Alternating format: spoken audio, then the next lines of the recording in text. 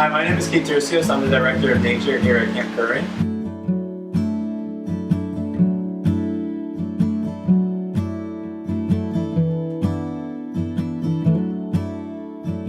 This program really means a lot to me. I was in a similar place that a lot of these campers were in. I grew up in New York City and never really got to experience nature or the wildlife or anything like that. As I got older, I actually went to camp, and my director of, it was science back then, actually exposed us to some really cool things and took us out in the woods, and I loved it.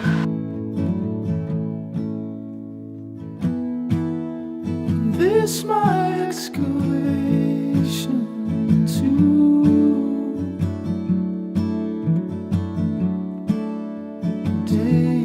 What I really want to do is help the kids identify nature, identify the different ecosystems, identify what's out there in their own backyard, also throughout the state of Connecticut. Everything that happens is from now. Even if not all of them, but some of them end up leaving here and loving nature a little bit more, then I'll be really happy with what we did.